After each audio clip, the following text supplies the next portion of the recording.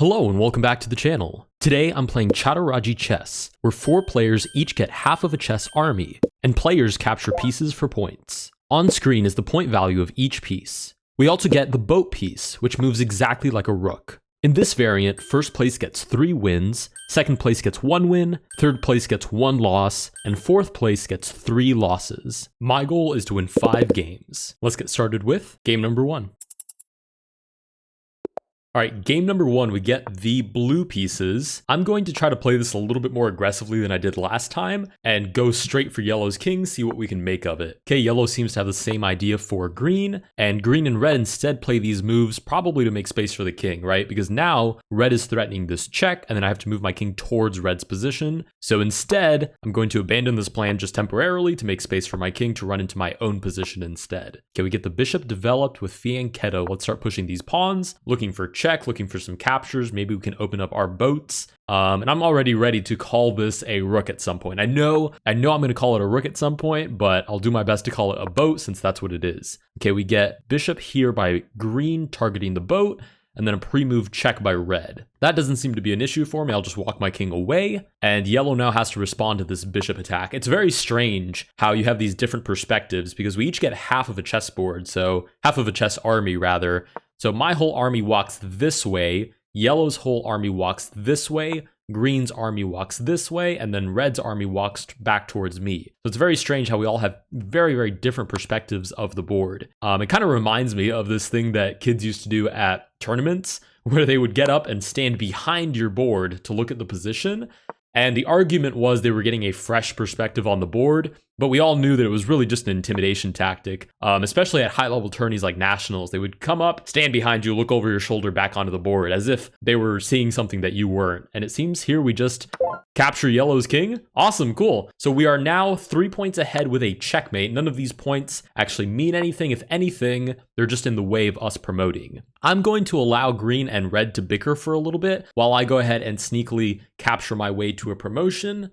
I'm trying to think. I believe that everything promotes to a boat in this variant. That might be. I don't think I have auto promotion turned on, so everything should just promote to a boat by itself. We'll see if red saves the knight or pushes to stop me from promoting. I assume red will save the knight. Okay, we do get the knight back, and it looks like boat promotion is the only option anyway, so we'll promote to a boat, and I can't actually take here because green takes back, so instead I might just push my other pawn and try to make a third boat if I can. I really haven't done all that good of a job of developing anything though. Okay, pawn forward seems like I can just, it's a discovered attack now. Interesting. Okay, I'm gonna go ahead and take this bishop with the idea of clearing the way for the pawn, even though that bishop isn't actually worth any points. Okay, nice. Back to bickering. I like to see that. I would rather they just fight back and forth for the whole rest of the game until I can get enough pieces to overwhelm whichever one I choose to target.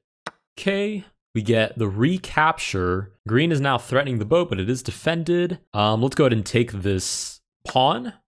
Okay. That was actually checkmate. I hadn't noticed that green was actually defending that pawn. So that was basically checkmate already, even though red captured that pawn. Okay, so now it's just me versus green, which should make things a little bit easier. Let's push this pawn. My first goal is to promote, and then my second goal is to just trade off pieces.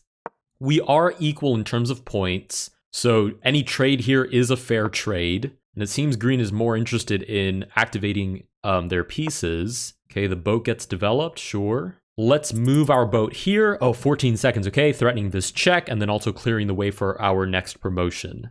Okay, we take, we give check. King moves out of the way, but we push. Okay, boat captures, we keep pushing. There is this check, but I believe I can just move up and out of the way. That should be totally fine. We can even offer a rook, or rather, there it is. See, I told you it was gonna happen. We can even offer a boat trade here in just a second. For those of you wondering about the time control, let's go ahead and play this to defend the bishop. We're playing 1-5, so you get 1 minute base time to start with, and then you get 5 extra seconds for every move that you make. Nice, we get that next promotion. Okay, we lose this pawn. We're now behind by 1 point. 2 pieces attacking this. Let's go ahead and take to defend. It's such a messy position. It's honestly not all that pleasing to look at. It's nothing like a traditional chess position, even if you try to replace these mentally with a rook. It has nothing to do with a normal chess position. Okay, we get bishop here. Let's play this. skewer these pieces. And I wonder if my opponent takes these boats. Is that going to be worth 1 point to my opponent since it's really just a pawn that they captured? Or will my opponent get all 5 points? Okay, let's go ahead and trade. Oh, and bishops are worth 5, that's right. Let's take here, threatening the pawn. And it's important to note that checkmate is worth 3 points. So even if I'm behind on points, like right now, if I won the game, I would actually win because I'd have 12 versus 10. 30 seconds. Okay, boat is under attack, so let's move him out of the way. I think back rank is good, so I can double up my boats and maybe look for mate. Okay, king moves forward. Let's take to double up the boats. Okay, king moves forward. This is very aggressive. Let's target this pawn. Pawn moves forward. Let's move the rook to what I'm going to call the 6th rank. I guess it is still the 6th rank from my perspective. Put some pressure on these pawns. Boat moves forward, threatening this pawn. How do I actually defend that? I think I don't. I just play check and then I remove the knight. Okay, we do get that knight trade. Now there's not enough pieces threatening that pawn, and these boats should be more than enough to overwhelm my opponent's position. Again, we're only 1 point behind, so as long as I get checkmate over my opponent, then I should win. Nice, we get the resignation? Yes, we do get the resignation. So we get 3 victories for that single game because it's like we beat 3 opponents. And with that, let's go to move on to game number 2. All right, game number 2. Nice, we get to move first. Let's go ahead and start playing aggressively again. And if we see our opponent is a little too happy with moving the pawns forward, then we'll make an escape square. Okay, nice. That's not promising for our opponent at all. Looking for this check. If we bring the king forward, check, we've trapped the king. And if the king moves back, then I guess we just keep marching forward. Let's see what green plays here. Highest rated, oh my goodness, highest rated opponent we have is a 2100. Okay. Oh, it was a trap. Oh, we get put in check right away. I have to move this way unless I want to take the risk of like moving out of the way and trying to let somebody else save me, but I find that very unlikely. Okay, right away I'm getting, okay, well, we get pre-moves? Okay, this was pre-moved and this was pre-moved. I guess both of those are sort of to my advantage since now green has taken back and can't focus on developing pieces since the boat is trapped. So, is there anything I can do to blue? I don't really want to make an enemy of blue, but I am going to play this little check. Okay. And, oh, green resigns. That's so lame. Okay. I don't remember if this is like 4-player chess where this king is still in play, though. Let's play this and see if we can grab this king. Okay, king moves back. Yellow's turn. Forced into check. Let's go ahead and take. And I wonder if this is still worth any points. Because you can see it's faintly green. It's not completely blurred out yet. Yellow has the opportunity to play here, and I can't actually take, but yellow doesn't take it. And it is, in fact, worth 3 points. That's just the experience kicking in. Let's go ahead and walk our king all the way back. Walk of shame. We got greedy. We took 3 points. We are in first place now, but now we have to walk of shame our king all the way back to safety. Okay, yellow moves the bishop out. Is there anything that I can actually concretely play here that's interesting? Let's develop the knight for now. I mean, my king isn't in immediate danger, and I don't see how my opponents can coordinate any attacks. Okay, and if anything, blue is being very reserved with the king. Oh, actually, no, that's setting up this, where I wouldn't be able to take back because of this discovered attack on the rook. Okay, there's a knight trade being offered. Let's play this to defend the boat. Okay, blue accepts the trade. It's back to my turn. Again, I'm happy to see them bicker with one another. That's not an issue for me at all. Let's play this and threaten the pawn.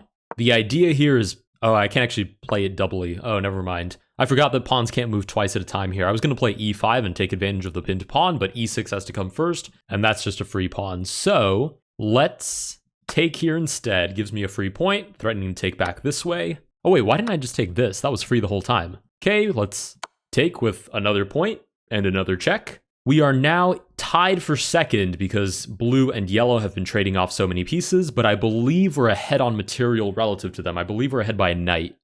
Okay, we get 2 pre-moves. Pre-moves are pretty scary in this variant. I don't know why you would play them. Let's play check, threatening the bishop, threatening the king. Yellow should lose one of the 2, assuming that blue just saves their own piece. Blue does save their own piece. Yellow follows, so if I take here, I get 5 points, but blue gets 3 from winning. I think I'm okay with that. That still puts me in the lead, so let's take 5 points. Blue does take that, but we're in the lead now. Let's see, how do we make something out of this? Let's play here, threaten the pawn, I guess. Well, actually, no, it's defended this way. It's so strange to have to calculate in these like weird angles. If we can beat a 2100 though, that would be pretty spectacular. Let's move the king towards our enemy's position.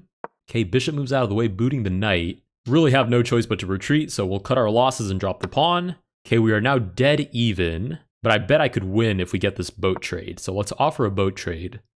Opponent accepts, nice. I'm pretty confident that we can win with these pieces. Let's bring the knight back to the attack. King is gonna have to come over here and do some blocking. I guess the main issue here is this and then capturing. So I'm going to take this piece and then leave my bishop there. Because one of two things. Either the pawn takes and then I get a point, or the pawn moves forward and gets stuck. So let's play here, threatening this check to win a piece. Okay, king moves out of the way. Let's stop the king from advancing. Check, we move forward, I believe is fine. I think that's okay. I'm not sure. This check is a little bit scary. I have to move back. Okay, we don't get the check. Can I just take? Seems fine, gives us a point. Okay, this is not worth anything, so let's go ahead and push our pawn. Again, this has been pretty much neutralized. We'll move our king out of the way, still defending the knight. Looking for check. King can't actually come and block, so maybe we have, I'm going to call that G2 at some point. Nice, king moves out of the way. Let's march forward. These pawns still have a long way to go before they promote. And I think we've done a decent job utilizing this, I'm going to call it a dead piece, to stop these pawns. Again, if my opponent takes, I just take back. If my opponent pushes, everybody's still stuck. If I push, my opponent can sack, I take, and I think I can hold on to that. I'm also not sure if I see anything more concrete, so let's go ahead and push. Not to mention we get 5 points from the bishop. Oh, king comes back. Okay, and if I take, my opponent, I assume, will just take. Oh, I don't have much time here. Okay, let's just take and trade off the pawns. It's not the best thing ever, but at least I can pursue this extra point. And I wonder what happens if I can't get checkmate. Let's play check and then take. Because the interesting thing is that this would be stalemate theoretically. But I get 5 points for this and my opponent only gets 3 for that knight. Oh, okay, we play it out, I guess? What? Oh, I can claim the victory. That's the issue. Nice. So we claimed the victory because we're ahead by so many points. Actually, only 1 point, but it's kind of like resigning, and that gives our opponent 3 extra points, but we are still in the lead. Nice. With that, we get our last 3 victories since we defeated 3 other opponents. If you guys did enjoy this video, please consider liking and subscribing. Let me know down below what you guys think of Chaturaji chess, or if there are any other variants that I should try, and I will see you guys in the next one.